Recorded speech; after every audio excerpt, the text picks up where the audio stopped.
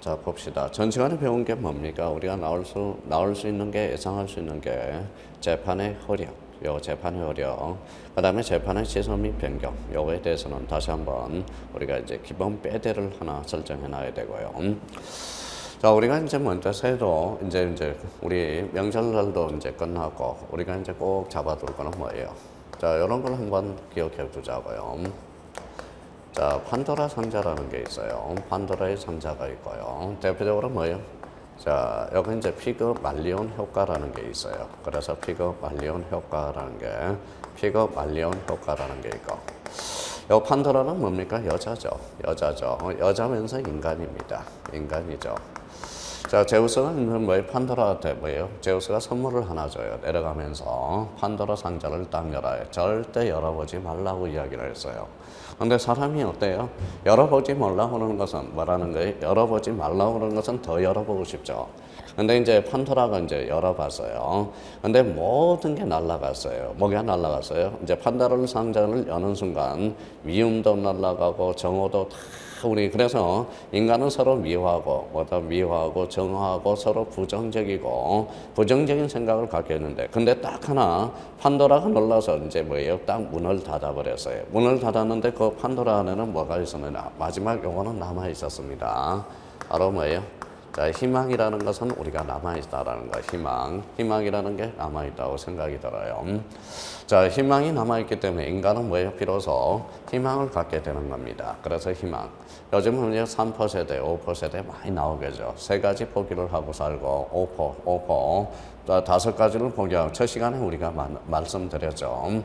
자, 희망은 남아있어요. 그러면 우리가 희망을 가지고 뭐예요? 적극적으로 시험을 대비해야 되고, 여기에 대해서 이제 뭐다? 초심이. 1월달에 이제 초심을 합격하자 초심이 이제 뭐예요? 나름대로 가졌는데 그 초심이 많이 흔들린 것 같아요. 그러면 자, 나름대로 이제 뭐예요? 또 초심을 되잡을 필요가 있어요. 이제 명절도 지나고 그래서 초심은 가져서 열심히 하자고 우리 첫 시간에 이야기했고, 열심히 해서 우리가 뒷심을 발휘해 줄 필요가 있다고. 그래서 초심, 열심, 뒷심이 있는데 여기에서 우리가 초심의 마음으로 스텝 바이 스텝에서 뒷심을 발휘해 줘야 된다라는 것. 그래서 여기 이제 뭐예요?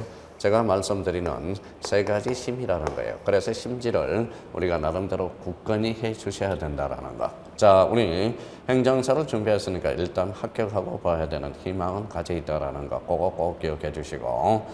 자, 피그 말리온 효과는 대표적으로 뭐냐? 이게 바로 뭐예요? 대고 법칙이에요. 대고. 자, 대고 법칙. 된다. 자, 올해 무조건 합격한다. 대고, 우리말로 한다면 대고 법칙이 되겠죠. 자, 피그 말리온은 약간 뭐예요? 사이코틱한 면은 있어요. 그래서 피그 말리온이 남자야. 이제 뭐예요? 여성이 이제 이상형 여자를 구하기 위해서 세계를 일주를 했어요. 근데 찾아봐도 자기 이상형 여자는 없는 겁니다. 그래서 어쩔 수 없이 피그 말리온이 조각가로 와서 여자를 조각을 합니다. 거기에 대해서 사람이 됐으면 내 부인이 될 텐데 된다. 진짜 그 조각이 사람이 돼버렸어요. 그래서 이게 바로 피그 말리온 효과라는 겁니다. 그렇다면 우리가 이제 두 가지 우리 심지를 굳건히 다지자고. 희망이라는 의미와 피그 말리온 효과에서 뭐다 의미하는 것은 대고 법칙. 무조건 합격할 수 있다라는 거. 나름대로 우리가 이제 2차에 대해서 우리가 이제 아직 1차 시험은 안 봤죠. 그러면 작년에 이제 1차 합격한 사람은 2차에 대해서 응시할 자격은 있지만은 나름대로 뭡니까? 여러 마음을 가지고 우리 수험을 준비하자고요. 수험생한테. 뭐 나름대로 늘 하는 게 뭡니까? 희망과 대고 법칙이라는 요 의미와 하나는 뭡니까? 자기 할 바를 다 하고 기다린다. 진인사 대청량이라고 그랬죠. 자기가 열심히 한다면 뭐든지 됩니다. 하늘의 명만 기다리면 된다라는 거. 그러면 우리가 이제 2차 시험에 대해서도 너무 어렵게 부담을 가지지 마세요. 오히려 객관식 문제보다 주관식 문제가 더 쉬울 수가 있다라는 거. 그러면 기본 빼대만 설정해 두시면 돼요. 자, 작년에 준비하신 우리 형님들, 누님들 보니까 뭐예요? 나름대로 뭐예요? 초창기에는 누구나 어려워했다라는 겁니다. 수업을 듣고, 한 번 듣고, 두 번 듣고, 세 번 들어서 거기에 대해서 정력을 배양해서 합격하시는 거 보니까 참 대단하신 분들이 많아요. 우리 이제 여기 있는 분이나 우리 동영상 수강생들도 올해 두 가지를 꼭 생각하셔서 피그 말리온 효과와 판도라 상자의 이 두 가지 의미를 되새기면서 우리 최선을 한번 다해 보도록 합시다. 자, 그러면 58페이지 우리가 이제 항고 절차와 관련돼서 한번 우리가 의미를 한번 잡아보도록 하죠. 자, 우리 뭐 작년에 출제돼서 항고의 종류와 관련돼서는 뭐 출제될 가능성은 희박해졌고요. 그래서 이제 항고라는 걸 우리가 이제 살펴봤고요. 전 시간에. 아마 항고에는 뭐 99페이지 비송사건의 항고는 하급법원의 재판에 대해서 취소 변경을 상급법원에 구하는 불복 신청이다. 비송사건 절차의 불복 신청을 항고 이해 방법은 인정되지 않는다. 서론 부분에다 의뢰했고요. 자, 항고의 종류. 자, 3회 때 기출이 되고, 그러면 항고의 종류에 대해서 우리가 한번 보도록 하죠.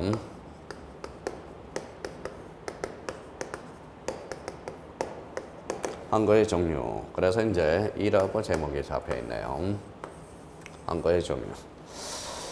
자, 그렇다면 이제 다시 한번 우리가 이제 한번 살펴보자고요. 자, 우리가 계단식으로 한번 생각해 봅시다.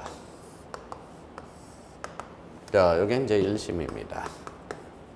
여기 2심이죠. 대표적으로 이제 3심. 자, 신급 간할과 관련돼서는 대표적으로 3심 제도가 있다. 단독한 사람의 2심은 합의부, 그 다음에 3심은 뭐요? 대법원이 되고요. 자, 1심이 뭐다? 1심이 합의부라면 2심은 뭐다? 고등법원, 대법원 우리가 살펴봤고요. 그러면 여기에 대해서 만약에 1심에 대해서 각각 기각을 했다. 그래서 각각 기각. 자, 각각 기각을 했어요. 그러면 여기에서 우리가 뭘 할 수 있어요? 보통 항고를 할 수 있죠. 이 항고에 대해서는 첫 번째, 자, 보통 항고라는 게 있어요. 보통 항고. 자, 두 번째 이제 즉시 항고라는 게 있어요. 즉시 항고. 그래서 즉시 항고. 자, 보통 항고든 즉시 항고든 공통점은 재판의 효력은 언제 고지시 때 나타난다고 그랬어요. 그래서 고지시라고 그랬죠. 그래서 고지시. 그렇죠. 고지시.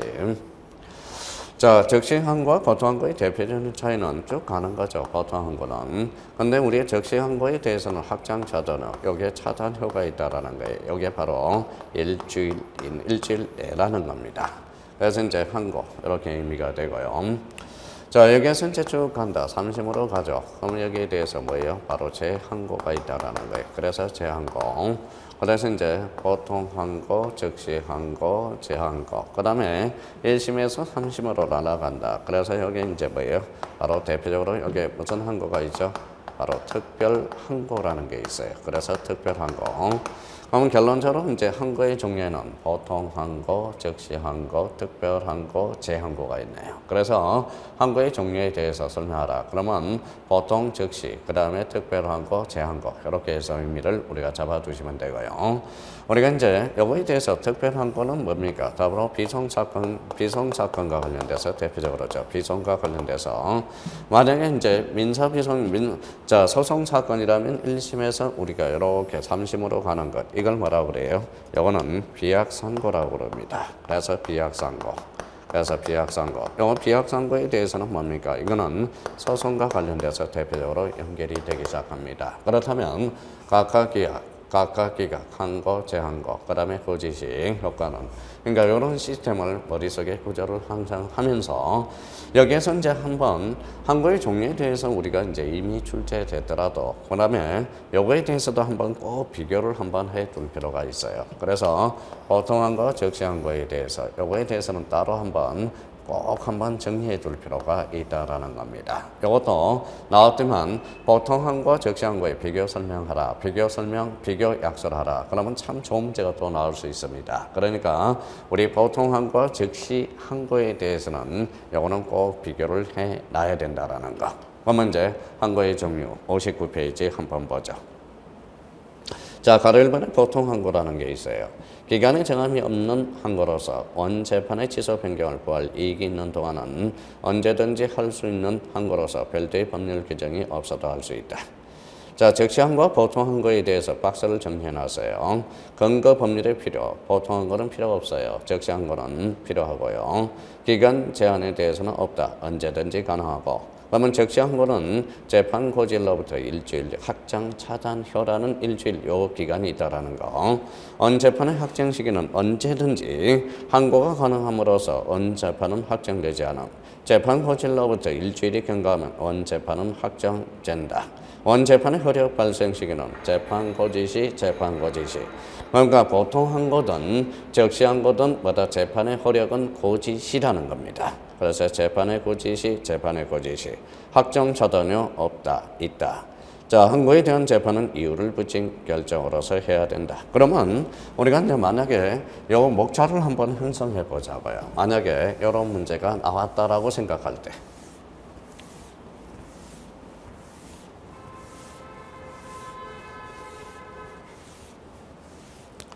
자, 만약에 문제가 항고의 종류는 일단 자, 3회 때 우리가 출제가 되고요. 자, 그렇게 큰 문제는 뭐 출제 가능성은 희박해졌고요. 근데 여기에 대해서는 우리가 또 한번 출제될 수도 있어요.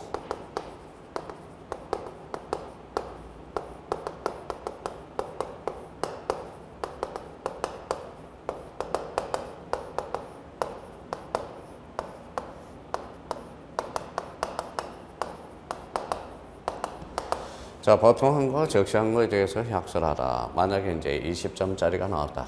자, 그렇다면 나름대로 이것도 자, 시나리오를 한번 작성해 놓을 필요가 있어요. 항상 이제 2차 과목에 대해서는 주관식 문제에 대해서는 시나리오를 나름대로 작성해 둘 필요가 있어요. 그러면 첫 번째. 자, 의에 대해서. 자, 그럼 보통 항고, 적시 항고란 무엇이라 하며 대해서 의를 악설해야죠. 두 번째. 보통 항고와 자, 적시 항고의 비교. 적시 항고의 차이점 이렇게 이제 차이점과 공통점해서 그러면 이 동이라고 한번 우리 한자를 쓸 수 있으면 보통 항고 적시 항고의 이동이라고 한번 차이점과 같은점 그래서 이동이라고 제목을 잡아주면 좋고요. 그러면 자, 보통 항고와 적시 항고의 이동 차이점은 뭐냐라는 거. 그러면 이제 첫 번째 자기가 나름대로 이제 약속을 해줘야 되겠죠. 자, 그러면 첫 번째. 근거 법률의 필요. 그래서 법률과 관련돼서 근거 법률의 필요. 자, 보통 항고는 뭐다 필요가 없고 적시 항고는 필요가 있다. 자, 두 번째는 기간의 제한이죠. 기간 제한이라고 붙여놓고 자, 기간의 제한은 보통 항고는 뭐다 없다라는 거. 언제든지 가능하고 적시 항고에 대해서는 재판 고질로부터 며칠, 일주일에 달하는 거. 자, 그 다음에 판단은 자, 원재판의 확정 시기에 대해서는 그래서 확정 시기. 그럼 확정 시기는 언제든지 항고가 가능함으로써 원재판은 확정되지 않았다라는 게 이제 보통 항고의 특징이 되고 적시 항고에 대해서는 재판 고지로부터 2주일 내내 일주일 경과하면 원재판은 확정된다라는 거. 그래서 이제 확정 시기와 관련돼서 자, 네 번째입니다. 네 번째는 효력 발생 시기. 이거는 같은 점이네요. 효력 발생 시기. 발생 시기는 고지시. 그러면 다섯 번째 확정 차단효. 그래서 확정 차단효라는 게 확정 차단효. 보통 항고는 없고 적시 항고는 일주일 내다라는 거. 그렇게 되죠. 자, 여섯 번째 항고에 대한 재판. 항고에 대한 재판.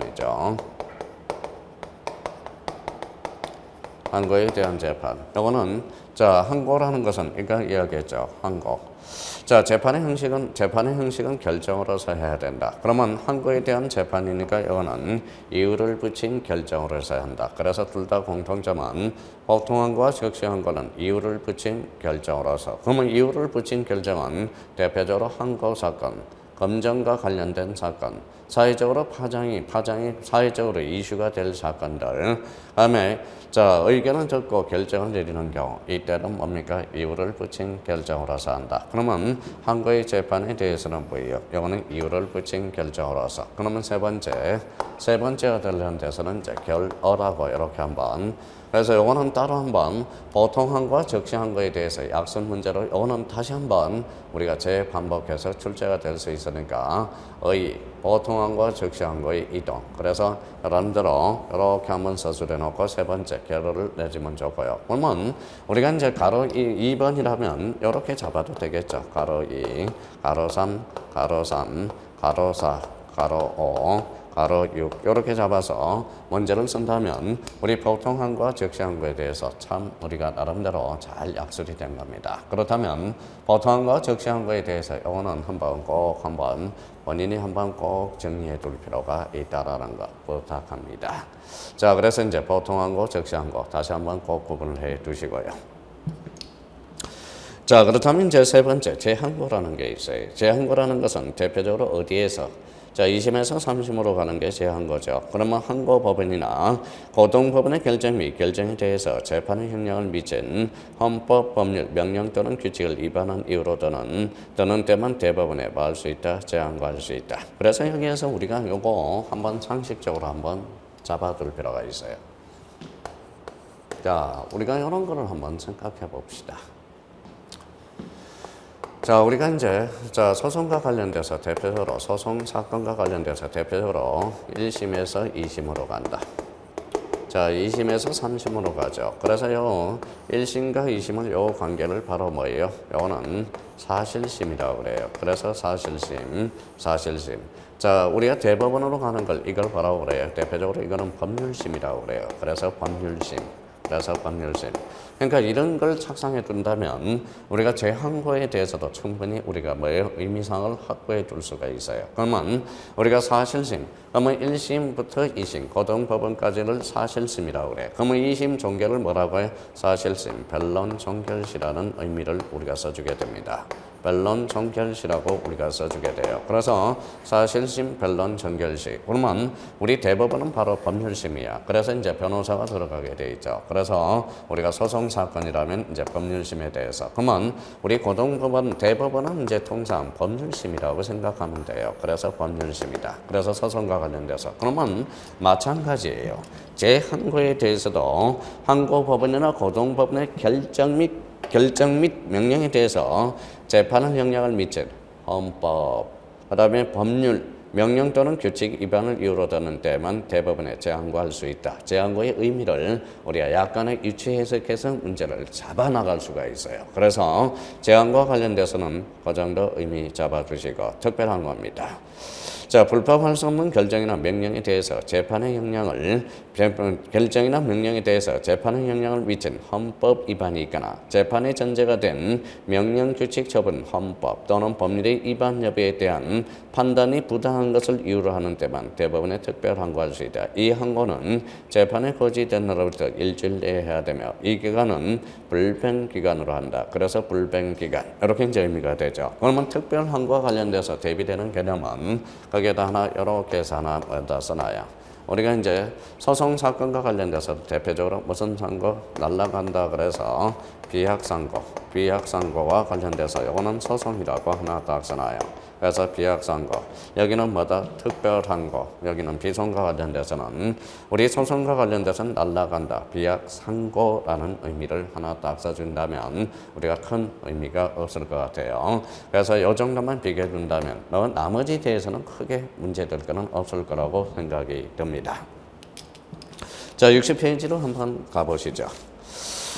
자, 60페이지 가니까 항고 절차의 개시라는 게 있어요. 그래서 이제 개시에 들어가기 전에 자, 재판은 우리가 생각하고 보통 항고와 적시 항고에 대해서 약술하라. 머릿속에 한번 작성해 둘 필요가 있습니다.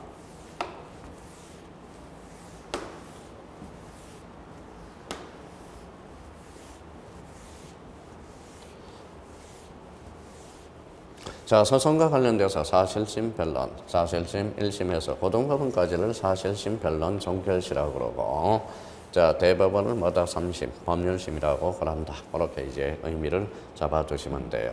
그래서 항고의 종류. 작년에 우리가 출제가 됐습니다. 항고의 종류.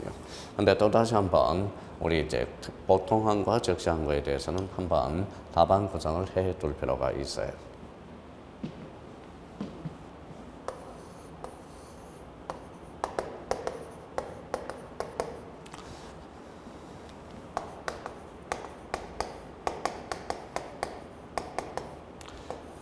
자, 우리가 이제 개시라고 그랬어요. 개시. 자, 스타트라고 그랬죠. 개시가 됩니다. 개시가 되죠. 개시. 개시가 되면 뭐다? 진행이 되겠죠. 진행이 되면, 자, 심리가 이제 진행이 되겠죠. 진행이 되면, 우리가 이제 뭐예요? 여기에 대해서 뭐예요? 종료가 되겠죠. 그래서 종료. 그래서 우리가 뭐라고 그랬어요? 개시, 스타트가 됩니다. 자, 진행이 되죠. 진행이 되면 심리 방법과 관련돼서 대표적으로 우리가 이제 두링이라고 그래서 스타트, 그 다음에 두링, 그 다음에 엔딩이라고 그랬어요. 엔딩. 여기에 대해서 뭐 좀 나쁜 말이지만 우리가 이제 자, 고 스톱이 되죠. 고 갔다. 심리가 반복이 멈췄다가 진행됐다. 그게 진행이겠죠. 고스톱이 되죠.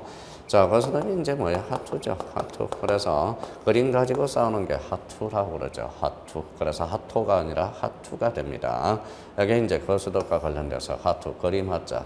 그래서 하투. 그죠. 자, 그래서 이제 개시, 스타트, 두링. 그러면 여기에서 이제 마찬가지예요. 항고가 개시되고, 항고가 진행되고, 항고가 종료된다. 그래서 이제 나름대로 개시, 진행, 그 다음에 종료 이런 의미가 나오겠죠. 그래서 개시라는 단어가 탄생하게 됩니다. 자, 대표적으로 그러면 여기에 대해서 이제 항고가 개시되면 신청인이 있겠죠. 항고권자는 누가 하느냐? 여기 이제 나올 겁니다. 그래서 항고권자. 항고권자는 원칙적으로 재판으로 인해서 권리를 침해당한 자, 밑줄 하나 닦아놔요. 자, 권리를 침해당한 자란 재판으로 인해서 직접 정당한 이익을 침해받는 자를 말하며 간접적으로 불이익을 받는 자는 포함되지 않는다. 이렇게 이제 의미를 한번 밑줄을 그어놓고요. 자, 가로 1번에 항고의 제기, 장고의 제기. 자, 신청 방식은 뭡니까? 여기에서 뭐라고 그랬어요? 서면 또는 말로서 한다. 그래서 서면 또는 말로서. 자, 서면 또는 말로서 해주게 되죠. 그래서 서면 또는 말로서. 항고는 항고장을 원심법원에 제출함으로써 한다. 그래서 서면 또는 말. 이렇게 이제 의미를 잡아두시면 되고요. 이번에 항고장 기재사항. 그건 한번 읽어두시면 될 것 같습니다. 자, 그렇다면 이제 여기에 대해서 항고 기간이 있겠죠. 기간에 대해서는 아까 말씀을 드렸죠. 항고 기간이다. 자, 항고 기간에 대해서는 뭐예요? 보통 항고가 있죠. 보통 항고는 뭐예요? 자, 기간에 정함이 없죠. 언제든지 할 수 있고. 적시 항고는 뭐예요? 재판에 호지된 날부터 일주일, 이걸 뭐라고요? 확정 차단효라고 합니다. 그래서 이제 보통 항고, 적시 항고. 거기 자 60페이지 맨 밑에서 우리 보통 항고와 적시 항고에 대해서 우리가 설명을 해 놨고요. 자, 여기에 대해서 항고 제기 효과가 나오는데 확정 차단의 효력. 보통 항고의 경우는 없다고 그랬죠. 자, 보통 항고로서 불박할 수 있는 재판은 확정력이 없으므로 그 차단이라는 문제도 생기지 않는다라는 거 거기 나와 있고요. 적시 항고에 대해서는 확정 차단이요. 적시 항고를 허용하는 재판에 있어서 적시 항고의 제기에 의해서 원심 재판의 확정을 차단하는 효력이 발생한다. 그렇게 이제 의미가 전개되기 시작합니다. 그래서 61페이지 항고 제기 효과에 대해서 보통 항고, 적시 항고. 자, 2심의 효력이 나오죠. 2심은 옮긴다라는 거죠. 자, 원심 법원의 항고가 제기되면 원심 법원은 항고가 이유 있는지를 심사하여 이유가 있으면 스스로 재판을 우리가 경쟁해야 되고, 그러나 이유 없다고 인정할 때는 의견서를 첨부하여 항고 법원에 이제 송부하게 되고요. 2심의 효력. 자, 여기에 대해서 이제 집행 정지 효력이라는 게 있어요. 그건 한번 우리가 따져둘 필요가 있어요.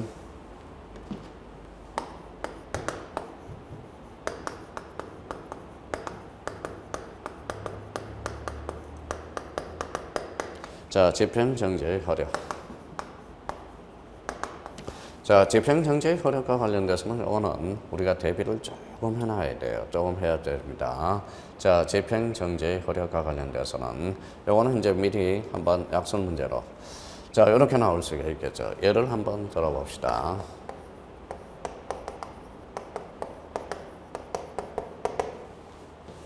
자, 비송 사건의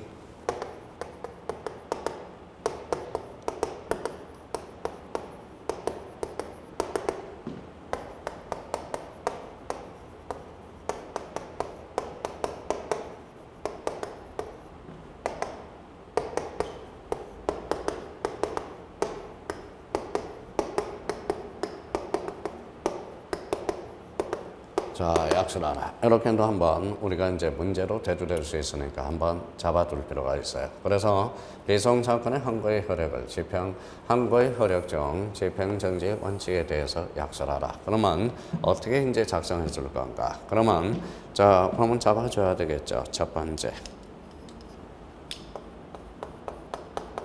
그렇죠.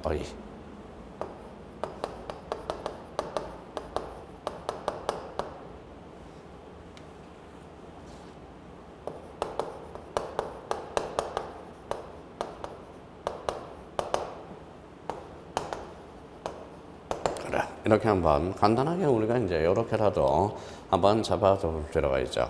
그래서 집행정지의 원칙, 가로 1번 원칙과 예의적 측면을 우리가 이렇게 한번 잡고 원칙과 예. 그러면 집행정지의 효력은 원칙은 있다 없다? 없다라는 거. 그래서 이제 없다라는 게 있고 예의적 측면에서 어떤 것들이 집행이 정지되는 건가. 이게 이제 한번 이런 세 가지 측면에서 한번 써본다면 미리 한번 써놓으세요. 이런 측면에서. 자, 그러면 자 61페이지, 페이지 61페이지 하단 부분에 대해서 나와 있네요.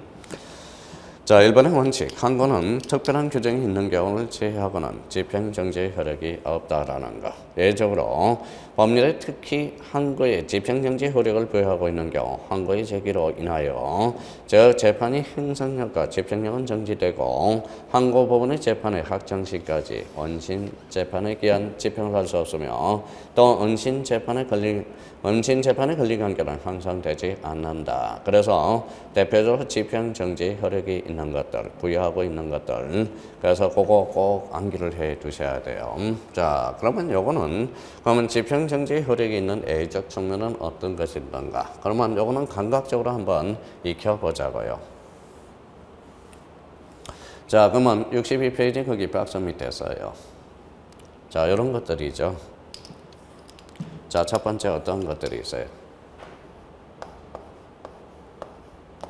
돈입니다. 참 골칫덩어리죠, 돈. 그래서 돈이라는 거. 써버리면 어때요? 끝나버리죠. 그러면 돈과 관련된 사건은 어때요? 일단 집행을 정지해 놔야 되겠죠. 그래서 돈. 이 돈이 왼수예요, 왼수. 그렇죠? 이 돈은 대표적으로 나중에는 이제 이렇게 소송의 씨앗으로 연결이 되기 시작하죠. 눈물의 씨앗이 아니라 소송의 씨앗이 됩니다. 그러면, 자, 돈은 써버리면 뭐다 끝나버리니까 돈은 잠시 정지해 두자. 그래서 집행정지의 효력이 있다라는 거네. 돈. 또 하나는 뭡니까? 사회적으로 파장이 강한 것들.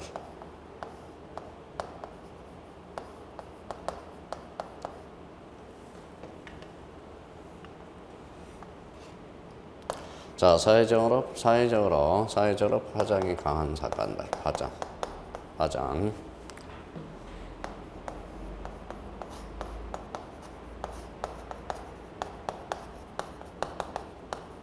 사회적으로 중요한 것들.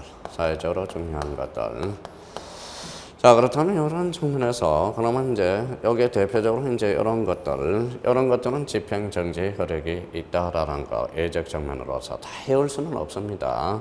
그래서 대표적으로 이제 강론 파트에 연결이 돼야 되니까 이런 측면에서 세 가지 측면에서 우리가 뭐예요? 감을 잡아야 돼. 감이라는 거. 감이 뭡니까? 느낌이겠죠. 느낌.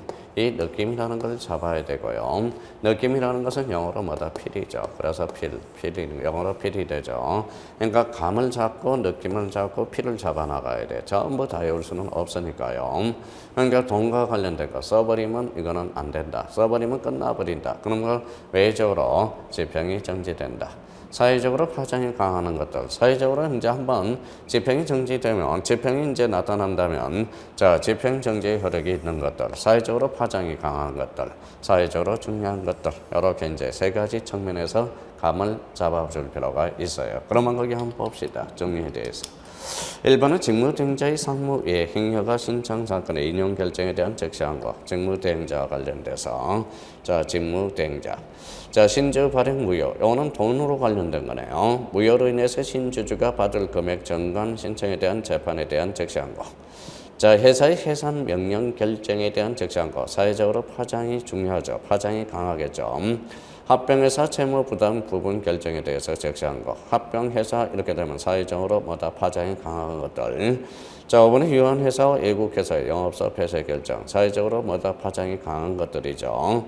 사채권자 집회의 계리 허가 신청에 대한 사회적으로 중요한 거네요. 가태료 재판 한자로 건지면 돈이 되죠. 돈. 그러면 결론적으로 자, 집행 정지의 원칙은 없다. 예적으로 집행이 정지되는 사건들, 그래서 돈과 관련된 것, 사회적으로 파장, 사회적으로 중요한 것들, 이런 것들은 우리가 집행이 정지된다라는 거. 자, 집행정지 명령과 관련돼서 항고에 대해서 집행정지에 대해서 이와 같은 특별 규정이 없지만 재판 행정을 정지시킬 필요성이 있는 경우가 있을 것이다. 이때는 항고법원, 원심법원의 항고에 대한 결정이 있을 때까지 원심재판의 집행을 정지하거나 그 밖에 필요한 처분을 명할 수 있다. 누가? 자, 명령과 관련돼서는 대표적으로 뭐예요? 법관이 한다고 그래서요. 판결은 누가? 법원이. 결정은 법원이, 명령에 대해서는 법관이 판단한다고 그랬죠. 그래서 집행, 정지, 명령 이렇게 이제 의미. 그래서 이 의미를 우리가 잡아두시면 되고요. 그래서 집행, 정지의 효력과 관련돼서 그 의미 한번 잡아두시면 돼요. 자, 돈 기억하셔야 돼요. 돈.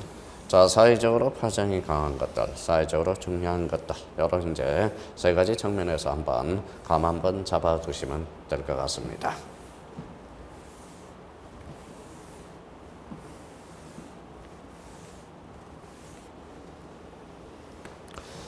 자, 그 다음에 이제 게시와 관련돼서, 대표적으로 이제 관할, 그 다음에 신청인, 신청 방법, 이렇게 이제 배웠네요.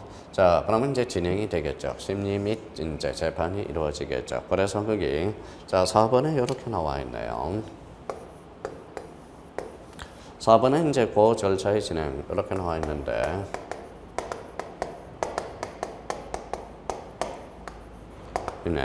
여기에 이제 항자가 빠졌네요. 그래서 여기에다 추가를 좀 해놔요. 자, 항고 절차의 진행 이렇게 나와야 되겠죠. 그래서 첫 번째 심리라는 게 나옵니다. 심리. 그래서 심리. 자, 심리가 되면 재판으로 이제 거정이 되겠죠. 그래서 심리 및 재판 이렇게 이제 정리가 되겠죠. 심리 및 재판. 자, 여기에서 이제 진행 항고의 심리 및 재판으로 연결되기 시작하겠죠. 자, 심리라는 것은 항고본의 심리 절차는 민사소송법 항고심의 절차에 따라서 항한다. 이렇게 나와 있어요. 원심 재판정에 대한 시청의 적부심사. 신청이 부적법한 경우 대표적으로 보정명령이죠. 보정명령이라 뭐예요? 권찰학. 보충하고 정정하는 것. 권찰학. 각하라는 것은 거부죠. 그래서 거부. 자, 문점 박대라고 그랬어요. 이 요건 중 어느 하나라도 결렬되었을 경우 상당한 기간을 정해서 한결의 보정을 명하고 이를 보완하지 않거나 항고기간의 도가 등 부적법함이 명백한 경우 원심재판장은 항고장을 각하하며 이 명령에 대해서 즉시 항고할 수 있다라는 거. 그래서 부적법 각하, 그래서 보정명령 고쳐라. 자, 신청이 적법하면 내용이 적부심사죠. 그러면 이제 적부심사 2심. 그래서 신청이 적법한 경우는 원심법원 재판장은 내용에서 심리하고 항고가 이유 없다고 인정할 때 스스로 원심 재판을 경정하고 항고가 이유 없다고 인정할 때 일견서를 첨부하여 사건 기록을 항고법원에 송부하며 항고법원은 이 기록을 받아 상고심을 진행하여 재판을 한다. 그래서 항고심의 재판. 항고법원은 이유를 붙여서 한다. 그래서 이유를 붙여야 된다고 그랬죠. 원칙은 결정으로서 하나, 항고, 그 다음에 돈과 관련된 것들, 이유를 붙여서 한다. 그래서 줄잖아요. 이유를 붙여야 된다. 그래서 이유를 붙인다.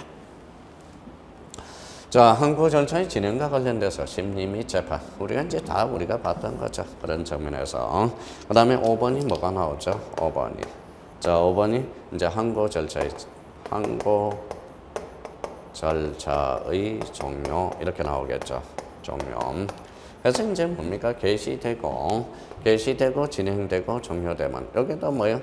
자, 개시, 재판의 개시, 재판의 진행, 그 다음에 재판의 종료. 그럼 대표적으로 불복 방법에 대해서는 여기에다 이제 연결되니까 바로 개시가 항고에 대해서 개시, 진행, 항고 절차의 종료가 나오죠. 자, 종료 그러면 뭐가 제일 먼저 생각나요? 뭐가 제일 먼저 생각나요? 항고의 종료 그러면 대표적으로 종료 그러면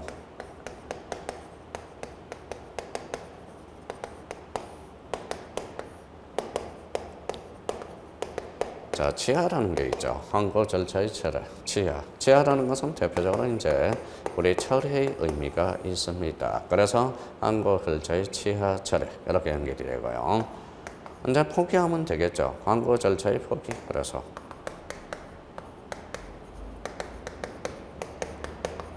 포기. 그렇죠. 자, 제기권자, 항고권자가 사망했다. 그러면 절차적 종료로서 자연히 종료되겠죠. 그래서 대표적으로 항고 절차의 지하, 항고 절차의 제기 두 가지 측면에서 우리가 살펴보죠. 자, 항고 절차는 재판에서 종료되는 다음 같은 사유로 인해서 종료된다. 그래서 항고의 치하 이렇게 나와 있죠. 치하의 가능 시기. 항고할 수 있는 권리는 당사자에게 주어진 권리임으로써 항고법원의 재판이 있기까지는 언제든지 항고를 치하할 수 있다. 치하의 방식은 서면 또는 말로서 하겠죠. 서면 또는 말. 치하의 효과는 항고가 치하되면 항고는 당초부터 제기되지 않았던 것으로 되고 절차는 치하에 의해서 즉시 종료된다. 항고의 포기죠. 항고권은 당사자에게 주어진 권리임으로써 그 포기도 인정된다. 항고의 포기가 있으면 항고권은 소멸함으로써 절차는 이에 대해서 당연히 종료된다. 자, 그래서 이제 항고의 치와 항고의 포기 이렇게 연결이 되네. 자, 그래서 이제 개시 진행 절차 종료 그렇게 이제 불법과 관련돼서 우리가 살펴봤고요. 자, 그다음에 이제 재판의 집행 절차라는 게 있어요. 집행 절차 제8절과 관련돼서.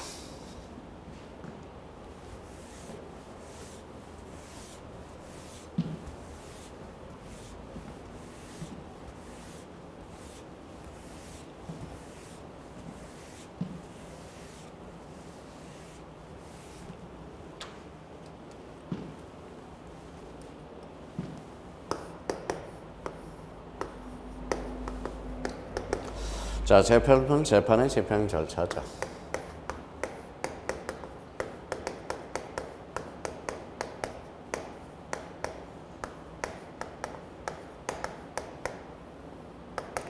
자, 집행 절차와 관련돼서는 원칙, 거기에다 한번 필기를 좀 해놓으세요. 원칙입니다. 자, 원칙과 관련돼서는 집행 X죠. 자, 집행 X. 집행 X입니다. 자, 두 번째는 이제 비용적인 측면에서 비용은 어떻게 달라고 부를 수 있으니까 집행을 해줘야 되겠죠. 대표적으로 이제 과태료. 자, 과태료 사건에 대해서도 대표적으로 이제 집행 절차를 거쳐야 되겠죠. 그래서 대표적으로 비용 플러스 과태료, 요거는 집행이 있어야 되겠죠. 그래서 이제 예적 측면으로는 집행이 오죠. 집행이 옵니다. 여기에 대해서 이제 그러면 여기에 대해서 집행과 관련돼서 우리 민사집행법을 준용하는가 안 하는가, 민사집행문이라는 게 있어요. 그러면 준용하는가. 그래서 이제 민사집행문을 우리가 자, 민사집행법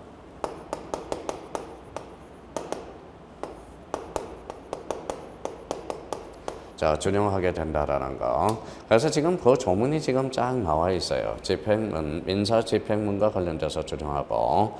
자, 집행문에 대해서는 이제 뭡니까? 두 가지 측면에 있어요. 그래서 여기 이제 꼭 기억해 두세요. 집행문에 대해서.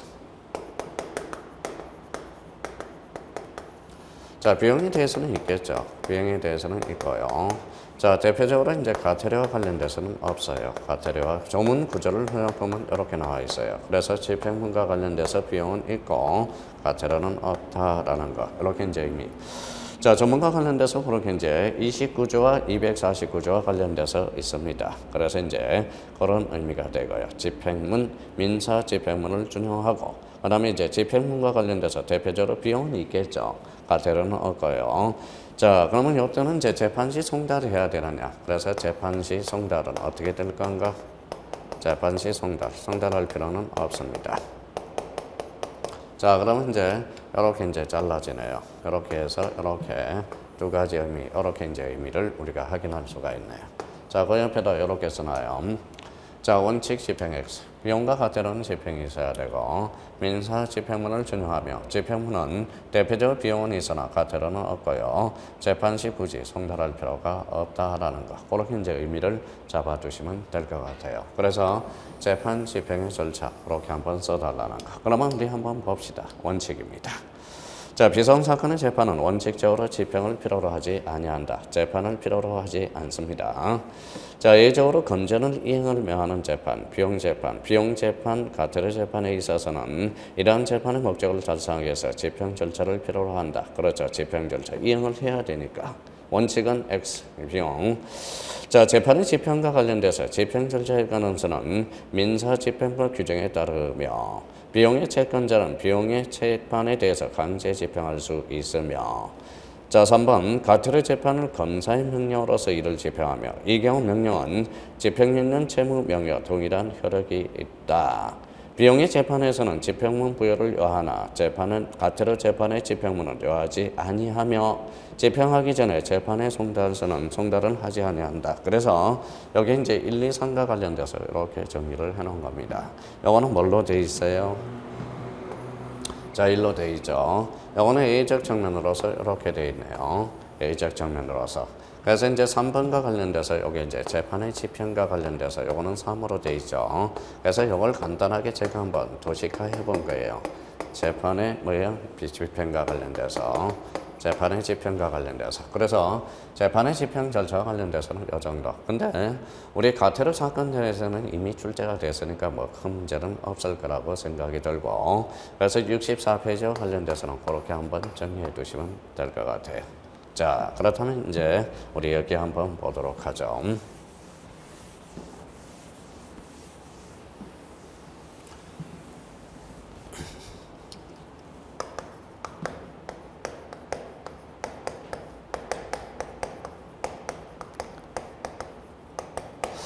자, 행정사실문법과 관련돼서는 첫 번째 뭐가 있죠? 행정사법이 있었어요. 그래서 행정사법. 자, 두 번째 이제 비송사건 절차법이 있었네요. 비송사건 절차법. 절차법과 관련돼서. 자, 비송사건 절차와 관련돼서는 이제 총칙 부분이 있었죠. 비송사건 총칙 부분이 있었어요. 여기까지 우리가 왔습니다. 여기에 대해서 대표적으로 이제 민사비송. 다음 시간에 배울 게 이제 민사비송사건과 관련돼서 상사비송과 관련돼서 상사비송. 대표적으로 이제 가태료 사건이 있습니다. 대표로 세 번째 행정심판 사례와 관련돼. 자, 사례와 관련돼서 있죠. 사례. 3편과 크게 이제 3편으로 우리가 나눠지죠. 자, 우리 행정사법 이미 이제 한번 우리가 골자를 잡아봤고요. 자, 비송사건 절차법에서 지금 총칙 부분에 와 있어요. 그러면 요 보면 민사비송, 상사비송, 가태료 사건 이걸 이제 잘하려면 요 총칙 부분을 잘 해주셔야 됩니다. 그래서 우리가 이제 페이지 64페이지, 65페이지에 나와 있어요. 그 체계도가. 그래서 우리 한번 제발 좀 요 65페이지에 대해서 뭐예요? 한번 암기하고 우리가 외워둘 필요가 있어요. 우리가 다음 시간에 대해서 민사비송 사건과 관련돼서 우리가 배울 건데 대표적으로 꼭 암기해올 게 하나가 있어요. 이 총칙 부분을 한번 읽고요. 한번 1회독 한번 해오시고 우리가 목차에 대해서 암기할 거. 1. 여기 있죠. 자, 관할이 있고 그 다음에 신청인, 신청 방법, 심리 및 재판, 불복, 기타 비용 받아. 그러면 상사비송은 뭡니까? 상사비송이든 민사비송이든 이제 여기에다가 이제 넣어주기만 하면 됩니다. 이렇게 이제 연결만 시켜주면 된다고. 그러니까 오늘까지가 바로 비송사건 총칙 부분에 대해서 꼭 암기를 해 주셔야 돼요. 그래서 65페이지 보니까 자, 민법의 인허가 사항이 제시되고 절차로서 관할, 신청인, 신청 방법, 심리 및 재판, 불복, 비용 부담 요 6개를 꼭 한번 암기를 좀 부탁드리겠습니다. 자, 우리 이제 초심의 마음으로 열심히 한번 해보자고요. 저도 밑받침이 되려고 노력하고 디딤돌이 되려고 노력하고 있으니까 자, 그래서 이제 자, 수강생의 질문 그거는 수정합니다. 제가 큰 머리 숙여 사과드리고요. 앞으로 더 뛰어난 더 열심히 강의하도록 노력할 테니까 우리 수강생도 저를 믿고 끝까지 따라오셔야 될 것 같습니다. 한번 믿어보세요. 믿어보면 우리 뭐예요? 비송사건 절차과 우리 행정사실무법과 관련돼서는 뭐예요? 나름대로 우리가 정리해 줄 수가 있습니다. 하여튼 자, 그러면 우리 제한능력자 예처보고 한번 뭐예요? 예처보겠습니다. 미성년자가 있고요. 그 다음에 피성년 후견인이 있고 한정 후견인이 있습니다. 이걸 제한 능력자라고 그래요. 그래서 혹시 우리가 그거에 대해서는 좀 제가 사과드리고 거기 이제 기본세 피승년 후견인에서 피 한번 오타가 났으니까 그거 한번 추가해 두시면 될 것 같습니다. 선생님 몇 페이지에 있는데요? 그러면 그거 한번 펼쳐보고 우리가 좀 자 몇 페이지 했냐면 자, 기본서 14페이지 결격사유가 나와 있어요. 그래서 이번에 결격사유에 대해서 1번 여기 나와 있는데 거기 성년 후견인 앞에 피성년 후견이라고 P자를 하나 추가해 두시고요. 하여튼 질문하신 분마다 무척 고맙게 생각하고 앞으로 뭐 열심히 강의하도록 노력하겠습니다. 자, 오늘 고생하셨고요. 다음 시간에 뵙도록 하겠습니다. 감사합니다. 안녕히 계십시오.